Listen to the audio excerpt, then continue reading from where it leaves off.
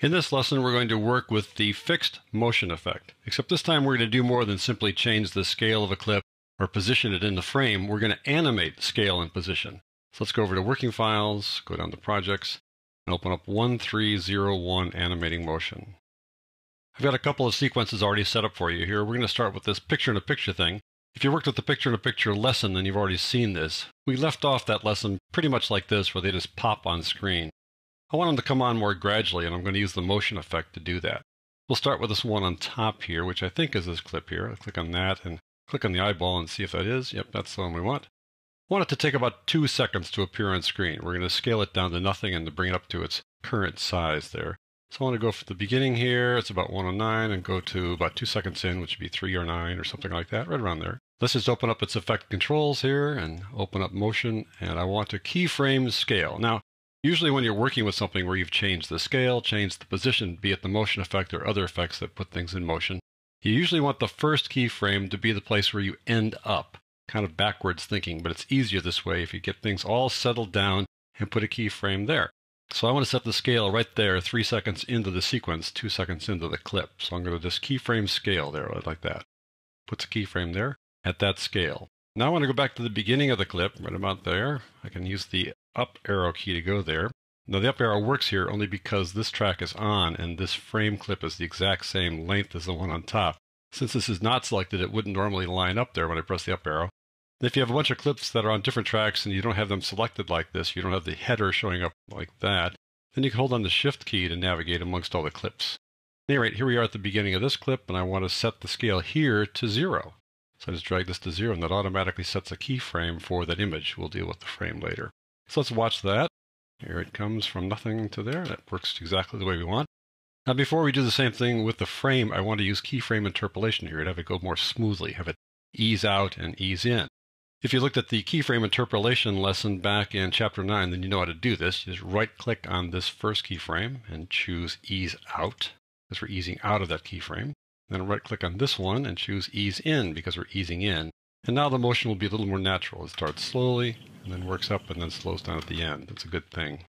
All right, now we want to apply those same keyframes down to this frame clip. So first of all, we need to get the current time indicator right at that spot where it's done. So I navigate to that keyframe using this little Go to Previous Keyframe button. Now we're right there. The current time indicator is right where we want it to be.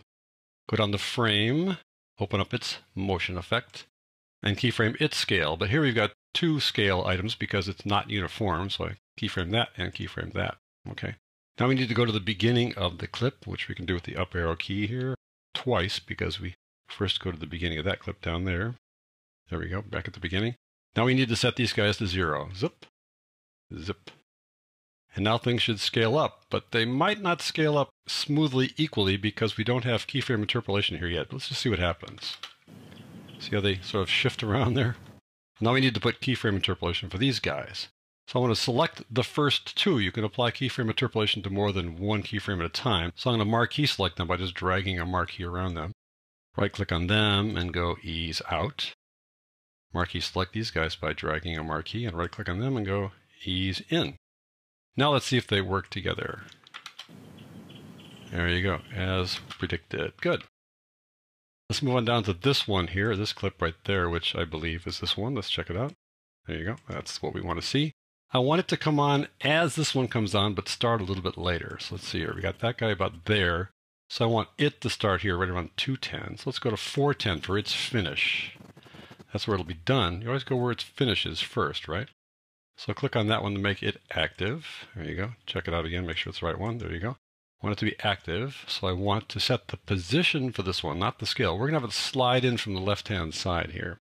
So I'd set the position keyframe like that. Now we got it all set and ready to go. Let's go back a couple of seconds. Thereabouts, right around there. Now I want to change its position. I could click on motion and change its position, which would set a new keyframe, but it might be, coming in at an angle. I want it to come in exactly left to right. So let me go Control or Command Z to undo that. The way I can make it come in exactly right is just by changing its X value. This is X long here on this axis. This is Y up and down here, just like the old Cartesian coordinate system you learned in high school geometry. Remember that? Anyway, X and Y. So we want to take the X value and drag it to the left. This is the X value. That's the Y value. So I'm going to drag this left like that by holding my scrubby, my little mouse over the top of it and just dragging. It goes kind of slowly. If I hold on the Shift key, it'll go a little faster, bigger increments there. Get it off the side there. There you go. Got it. Let's see how that works. On we go. Very good. So right now I want to do keyframe interpolation for it, but remember this is position as opposed to scale. So position moves through space. So there'll be two kinds of keyframe interpolation here. I'll right click on the first one here, and it's going to be temporal or spatial. We're going to deal with spatial in an upcoming lesson in this chapter. So let's deal with temporal here. I'm going to go temporal, and then we're going to ease out. That's how we get to ease out when you've got two options like this. Right click on this one, same process, temporal to ease in. And now it has a little bit more of a comfortable move. Now we want to give the same move to this frame down below. So let's get the current time indicator in the right place there, right on top of that one. Put on the frame, and then turn on keyframes for position for it. That's just one little switch here. Now the keyframe is on. Now we need to go back and get the exact position for the other keyframe. So go back here and navigate over to this keyframe. We see that's minus 485.3. It would be nice if I could copy and paste the keyframe here and bring it on down to here, but it doesn't quite work that way here in Premiere. So I'm just going to look at that number, minus 485.3. And we've got the current time indicator in the right place here. So minus 485.3, go down to here, click on this and type in minus 485.3. Minus 485.3. Okay, now let's see how that works. Uh-oh, same problem as before. That's because we haven't done keyframe interpolation here. So right click on that, temporal, ease out. Right click on that, temporal, ease in. This whole business about remembering a keyframe value can be a bit of a hassle. There's a workaround for that called nested sequences. Now we've dealt with nested sequences before back here in the picture-in-a-picture thing where we got this nested sequence here where we drag this 4 scenes sequence as a clip into here, right from the project panel to here. And so those guys now behave the way we just set them up. This one comes in, this one comes in. That's great how that nested sequence works, right? Well, you can make a nested sequence on the fly. So we go back to here. I want this frame and this image to come on together, and I don't want it to deal with remembering keyframes. So we have these guys act as one unit. We can apply keyframes to that one and not worry about, taking one here and copying and pasting or remember what the number was or that kind of stuff. So I'm going to make a nested sequence out of these two clips. The way I do that is by selecting one and shift clicking on the other. That allows you to select more than one clip. And I'm going to right click, and there's a little word here, nest. If I click on that, it converts them to a nested sequence, which is essentially now one clip with one audio track. And now that nested sequence has been placed elsewhere. It's been added to your project panel and exists as a separate sequence where those two clips down here all are tied together. But we don't need to worry about these guys. We just need to worry about this thing we just put in there, this one right over here. We're going to take this guy. It's going to act as one clip now, as if there were just one thing there, like one image. And I want it to come in from the bottom. So I've got it selected. I want it to come in as the other ones come in. So this one starts coming in right about there, this one here. I want this one to start coming in at that point then. So I'm going to bring it down off the screen. I click on it to make it active. I like the green color that it tells you that it's nested. Go to motion here. I want to set a keyframe for the beginning and the end. So we want to make sure this is done there. So about a second after that one's done, we want this one to be done. So about 5 something right there. That'll be the end. So set the ending keyframes for position there by clicking that. Now I'm going to go back 2 seconds to about 3 something, right about there. I'll have it start off screen off the bottom. So I click on the motion here. I could drag it down like this. Now look at how the bounding box is so big. That's because it treats it as one big huge clip here. If I want to drag it down, I could do that, but I want to make it straight like everybody else. So I'll do Control or Command Z to undo that.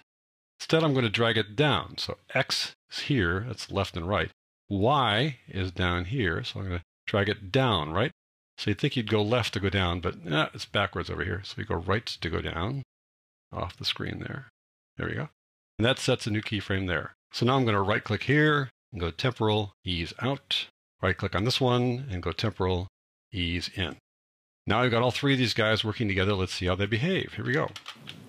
1, 2, and 3. Cool. And now if we go to this nested sequence over here, we've got these guys nested. Let's see how they behave over here. 1, 2, and 3. Excellent. We could have them also animate out, kind of reversing the process, but we'll skip that for now.